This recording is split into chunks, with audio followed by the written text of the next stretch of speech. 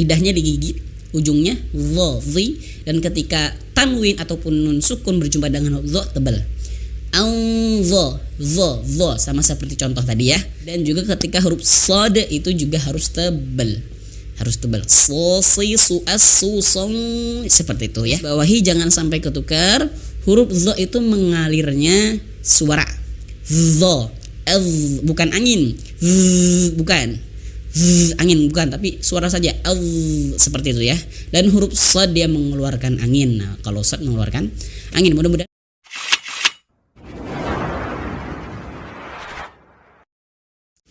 cek 1 2 3. Bismillahirrahmanirrahim. Assalamualaikum warahmatullahi wabarakatuh. Alhamdulillahirabbil alamin, hamdan syukuran lillah amma ba'd. Alhamdulillah teman-teman, ibu bapak yang dimuliakan oleh Allah Subhanahu wa taala. Alhamdulillah pada kesempatan kali ini kita bisa berjumpa kembali di video channel Tahsin Yuk bersama saya Abdan Ashabul Kiram. Mudah-mudahan ibu bapak dan teman-teman semua selalu berada dalam lindungan Allah Subhanahu wa taala. Baik, insyaallah kali ini saya akan menjawab pertanyaan dari saudara kita ya, bertanya tentang huruf dha dan shad. Nah, jadi ada yang bertanya kemarin itu, saya lupa namanya. Saya cari-cari lupa yang mana komentarnya. Yang jelas ada yang request minta tolong bikinin tentang huruf shad dan juga dha. Nah, jadi saya langsung gabungin saja meskipun dua pertanyaan ini dengan berbeda orang, tapi saya gabungin saja pada kesempatan kali ini. Baik, kita mulai dari huruf dha dulu ya. Kita mulai dari huruf dha. Nah, huruf dha perlu kita ketahui dulu makhrajnya, yaitu letak suaranya, tempat keluar dia tempat dia keluar itu makhrajnya, yaitu ujung lidah menyentuh ujung gigi seri atas di sini. Dha. Nah, jadi ujung lidah menyentuh ujung gigi seri atas. Dha. Sama seperti huruf dzal dan sama seperti huruf tha. Nah, jadi seolah-olah kita ujung lidahnya itu seperti digigit gitu, tapi tidak beneran digigit. Nah, di situ makhrajnya. Dha, dha. Nah, dan dia memiliki sifat isti'la. Ya, sifat isti'la dan juga itbaq. Dia memiliki sifat tebal, terangkatnya bahkan tertempelnya pangkal lidah. Nah, pangkal lidah itu saya sudah bahas juga tentang pangkal lidah. Nah, tapi saya bahas sederhana sedikit di sini. Pangkal lidah itu bagian belakang, lidahnya bagian belakang. Kalau belum paham, belum terasa pangkal lidah itu, coba teman-teman, ibu bapak ucapkan huruf kaf, ka atau kof, ko, atau mungkin yang belum terasa coba ucapkan eng, dan hilangkan suaranya, ucapkan saja, hilangkan suaranya. Nah, terasa nggak? Pasti terasa, ada terasa belakang mulut kita di dalam itu bagian lidah nempel. Nah, itu pangkal lidah. Nah, ketika kita mengucapkan dha, nah berbarengan kita bayangin kita mengangkat pangkal lidah yang tadi. Nga, ka. Nah, meskipun kesulitan, tapi dicoba terus. Dho. Nah, meskipun kesulitan seperti itu enggak masalah. Coba saja. Dho, gitu ya. Seperti itu. Jadi tebalnya itu bukan karena bibir, mohon maaf, bukan karena bibir. Dho, bukan karena bibir manyun, tidak, tapi pangkal lidah naik. Dho. Itu pertama, dia memiliki sifat isti'la dan itbaq ya, di antaranya. Dan juga dia memiliki sifat rikhwah, yaitu mengalirnya suara. Nah, awas teman-teman jangan salah paham. Huruf dha dia mengalir suara, bukan angin, bukan nafas ya. Beda ya. Bukan angin, bukan nafas. Berbeda kalau huruf shad. Nah, kalau huruf shad ya, sekaligus saya bahas tentang huruf shad. Huruf shad ini dia memiliki sifat hams, mengalirnya nafas. Jadi nafas yang mengalir kalau huruf shad ini. Nafas dan juga suara kalau shad ya, kalau shad. Tapi kalau dha ini dia mengalirnya suara saja, bukan nafas. Nah, coba kita praktekkan. Nah, sifat itu akan terlihat kalau disukunkan ya. Jadi ibu bapak, simpelnya kalau huruf itu akan kelihatan sifatnya kalau disukunkan atau dimatikan. Coba huruf Z kita sukunkan, kita matikan. Au, au. Nah, tadi ujung lidahnya digigit ya, ujung lidah. Au. Nah, jadi suaranya yang keluar. Au, bukan angin. Kalau angin au, tidak ya. Tapi suara saja. Au, dan tebal. Au, karena dia isti'la. Dia tebal, terangkatnya pangkal lidah yang tadi yang saya sudah jelas awal. Nah, tapi kalau huruf shad dia juga mengeluarkan angin ya. As, so, as. Nah, as sama huruf shad ini sama seperti huruf sin biasa. Sa. Namun dia diangkat pangkal lidahnya.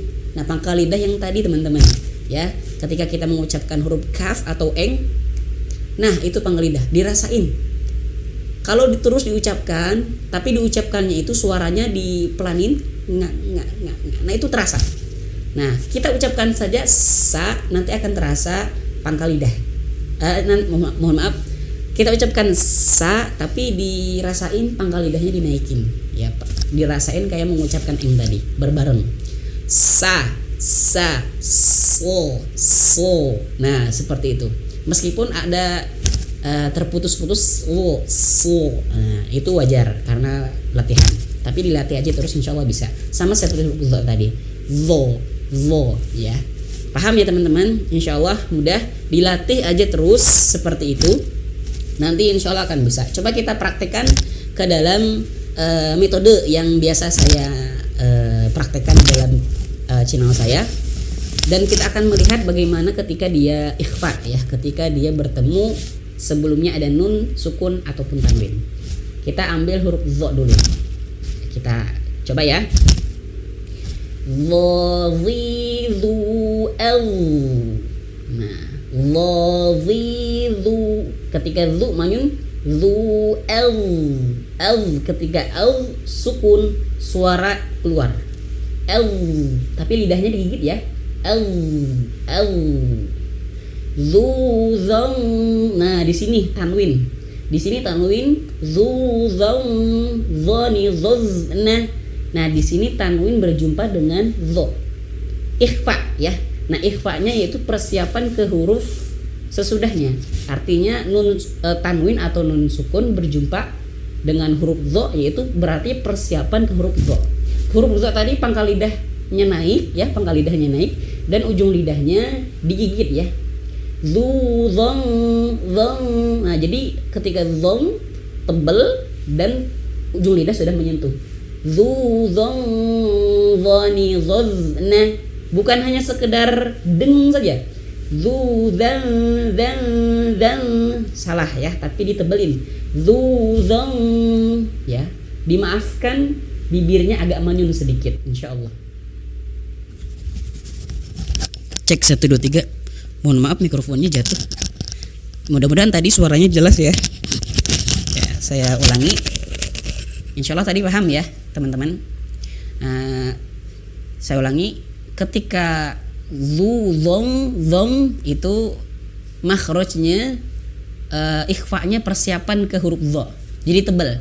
Zu, zong seperti itu. Ya seperti itu. Insyaallah paham ya. Zu, zong, zoni, zozna, minal muzni, mazi, zong, zoni, zo. Dan ketika huruf zo kasrah pun tetap tebal. Mazi, zi. Bukan zi biasa tapi zi, seperti itu ya teman-teman. Insyaallah bisa ya. Coba sekali lagi. Zo, zi, zu, el. Zu, zong, zoni, zozna, minal muzni, mazi, zong, zoni, zo. Baik, coba kita huruf soda ya. So, si, su, els. Nah seperti itu, tebal. Els bukan hanya sekedar as ya, karena dia memiliki sifat tebal ya, isti'la dan itbaq. Sosli, ketika kasroh juga sosli su. Mohon maaf mikrofonnya jatuh terus nih. Sosli su els su song. Nah, ketika tanwin berjumpa dengan sod juga dia tebal. Su song. Nah, karena persiapan ya. Su song bukan hanya sekedar su sang sang seperti sin, tidak. Tapi tebal ya. Ini harus dipraktekkan ke dalam Al-Qur'an. Su song sani sosna minal musni masisan sanisa. Baik, mudah-mudahan bisa dipahami ya, dan tolong praktekkan ke dalam Al-Qur'an. Ketika huruf dha itu benar-benar tebal, dha, zi, zu, lidahnya digigit ujungnya dha, zi, dan ketika tanwin ataupun nun sukun berjumpa dengan huruf dha tebal. Dha, sama seperti contoh tadi ya. Dan juga ketika huruf shad itu juga harus tebal. Harus tebal. Sosi su as su song, seperti itu ya. Baik, mudah-mudahan bermanfaat, dan saya garis bawahi jangan sampai ketukar. Huruf dha itu mengalirnya suara. Dha, bukan angin. Bukan. Angin bukan, tapi suara saja. Seperti itu ya. Dan huruf shad dia mengeluarkan angin. Nah, kalau shad mengeluarkan angin. Mudah-mudahan bermanfaat, dan mohon maaf sebelumnya tadi mikrofonnya jatuh, mungkin suaranya agak kurang jelas ya. Entah di menit keberapa saya tadi lupa, kurang begitu sadar ya kalau mikrofon jatuh tadi. Mudah-mudahan nanti suaranya saya agak edit. Mudah-mudahan bisa jelas lah ya. Baik, mudah-mudahan bermanfaat. Kalau ada pertanyaan tanyakan saja dalam kolom komentar. Dan saya ucapkan rasa syukur kepada ibu, bapak, dan teman-teman semua yang telah mendukung channel ini. Mudah-mudahan channel Tahsinuk bisa lebih berkembang dan bisa membantu teman-teman, ibu, bapak yang di rumah ataupun di mana saja. Kita cukupkan, dan mohon maaf sebesar-besarnya jika ada kekurangan. Jazakumullah khair. Subhanakallahumma bihamdika asyhadu an la ilaha illa anta astaghfiruka wa atubu ilaik. Assalamualaikum warahmatullahi wabarakatuh.